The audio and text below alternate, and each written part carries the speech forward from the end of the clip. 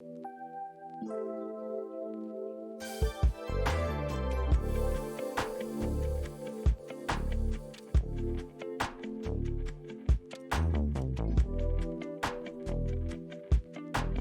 Sexy Squad, welcome back to my channel. My name is Najwa. If you're new here, I would love to have you do me a favor, hit the like and subscribe button, hit that bell so you know whenever I post a video. We are here to talk about I got my notes, sorry. To talk about the last episode, part 3 of us following Netflix's Heart of Invictus. It was wonderful. I am also in real time tracking the 2023 Heart of Invictus. I don't know when this video is going to be posted. It might be kind of after it's done. So if it's after it's done, you should see those videos come through. We're going to talk about episode 5 today. We talked on the first and second part of this. We talked about episode 1 and 2 on the first part. We talked about episode 3 and 4 on the second part. So this one we're going to talk about episode 5, and I'm going to leave you with my final thoughts, which you pretty much already know what it is, right? We love Prince Harry. We love Invictus. We love our veterans. Like, you pretty much already know how I feel.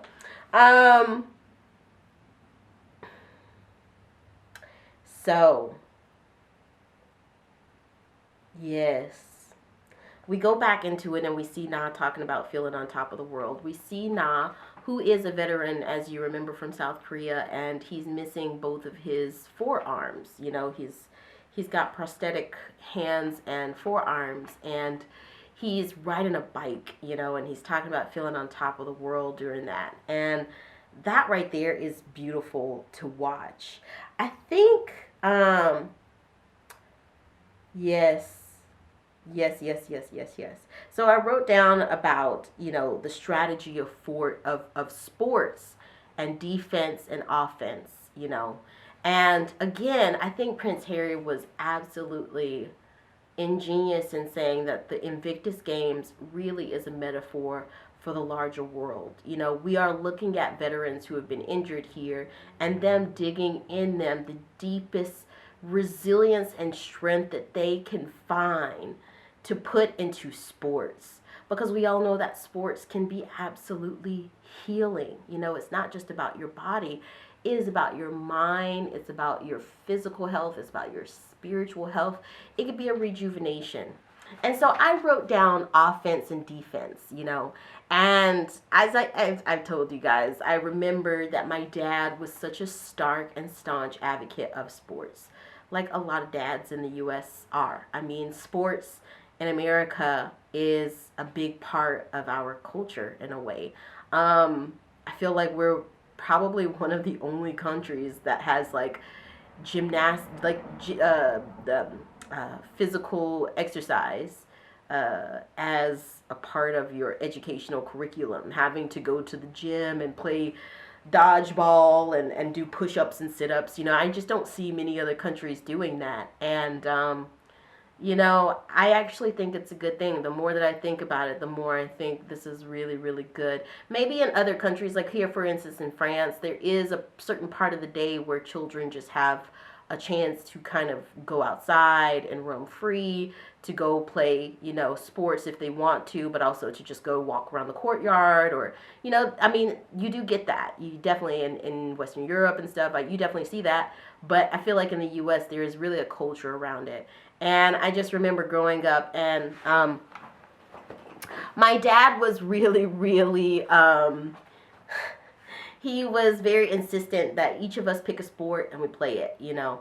So my sister and brother, they were really good at basketball and soccer. I also did soccer, but I obviously didn't really stick with it. Like, I just wanted to draw and paint and do art and stuff. So I was different in that way from my siblings. All of my siblings are very good at sport. My oldest brother is really good at all of them. He's good at football, basketball,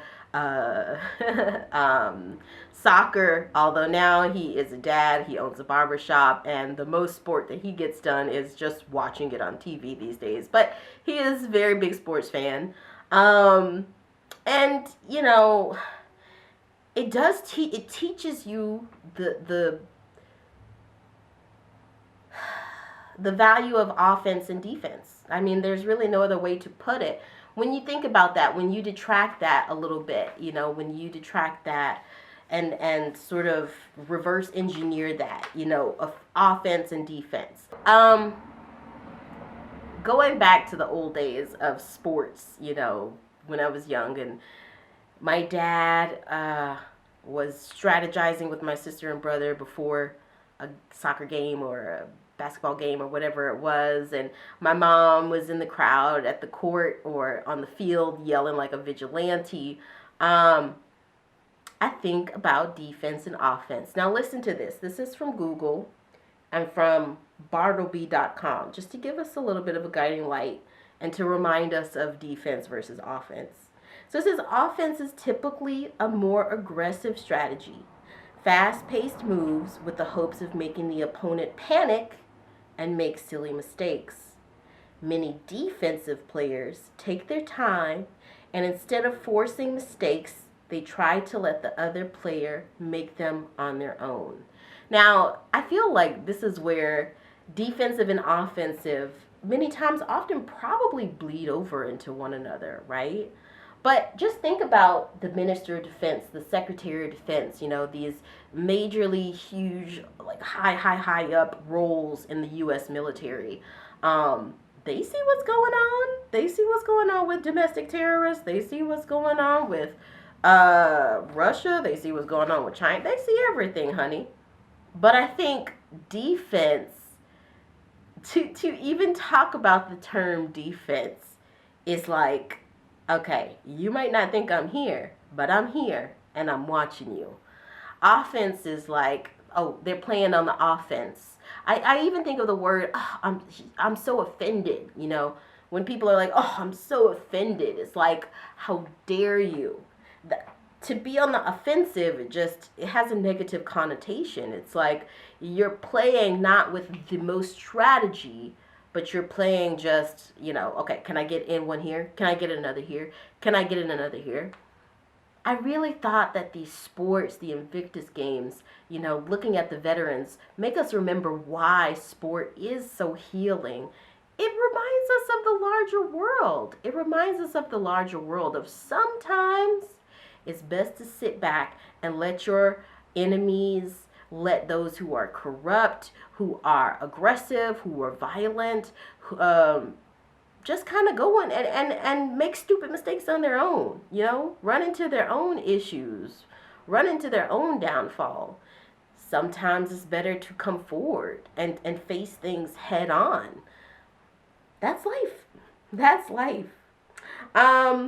I really do love the celebration portion. I think the whole time that we're sitting here watching Tyra, and like I said, I hope I'm saying her name right, because I have been getting her name wrong so much. I've been saying Tyra.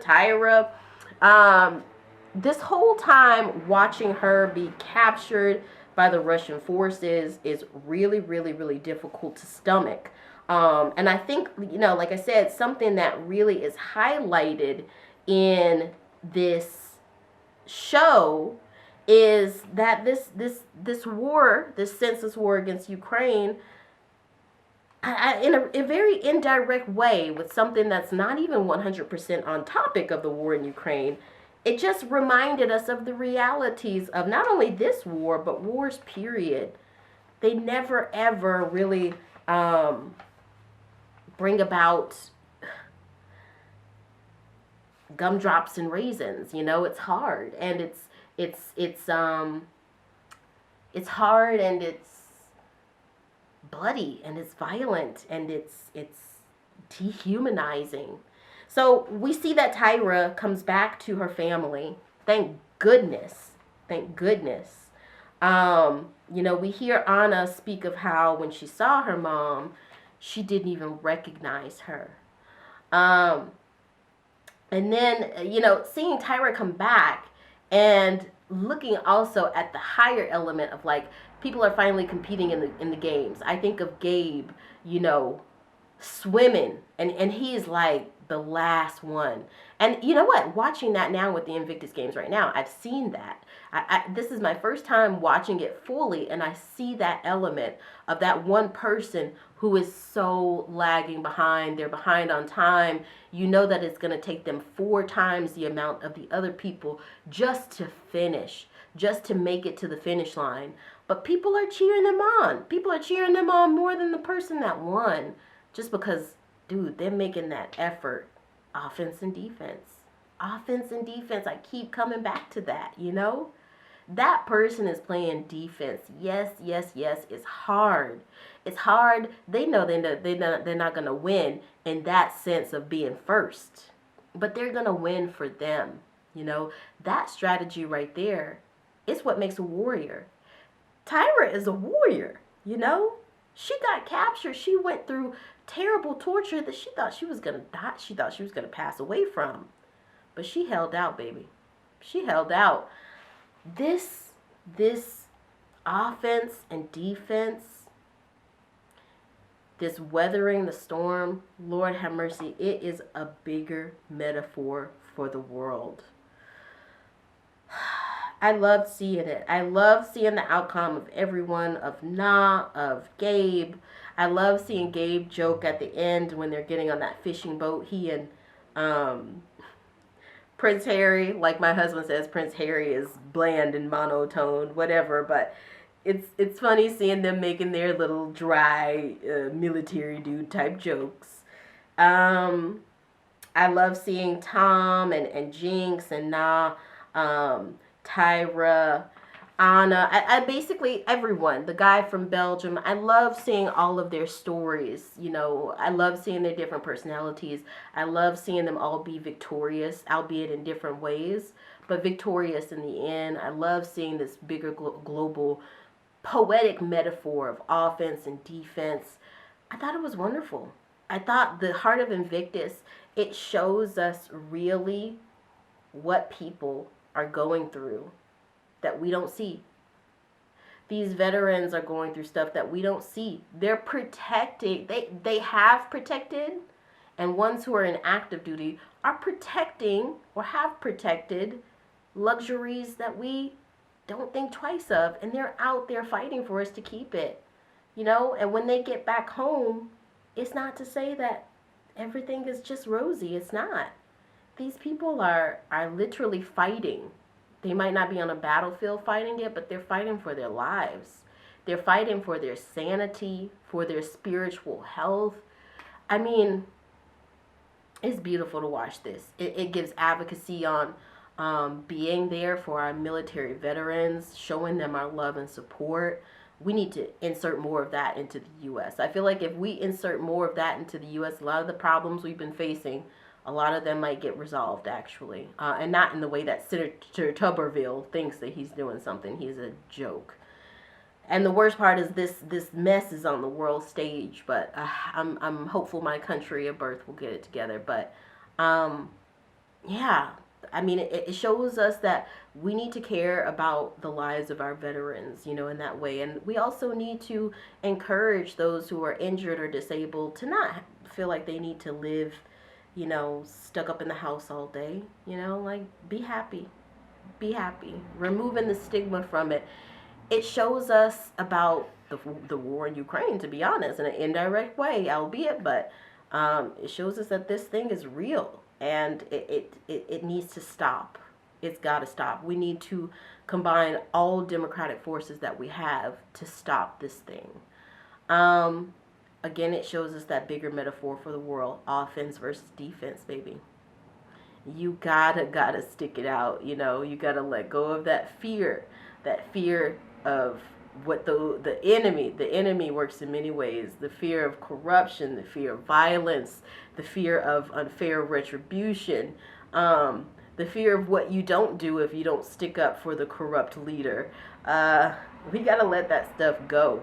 We gotta let that stuff go. The fear of your childhood wounds, of the wounds that you carry from the violence you might have saw in your own home when you were a kid, or the fear from what you maybe saw when you were overseas, quite literally. The fear of being judged. It's beautiful, guys. It's beautiful. There's no other way that I can put it. Prince Harry is a perfect patron for this type of thing.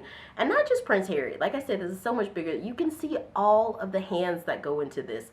The way that the Rangers talk about this, the carnival of so-called experts talk about this, is as if, like, this is just Prince Harry overinflating himself and using veterans to pump himself up.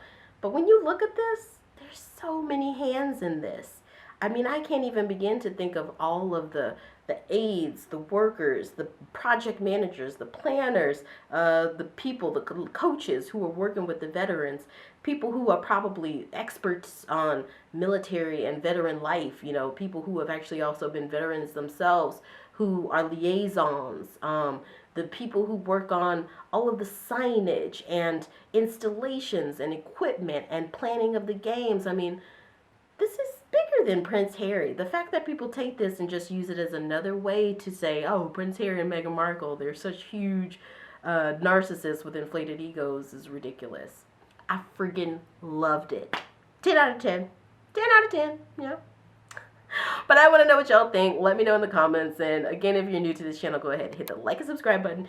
Hit that bell so you know whenever I post a video, and I'll see you guys next time. Bye.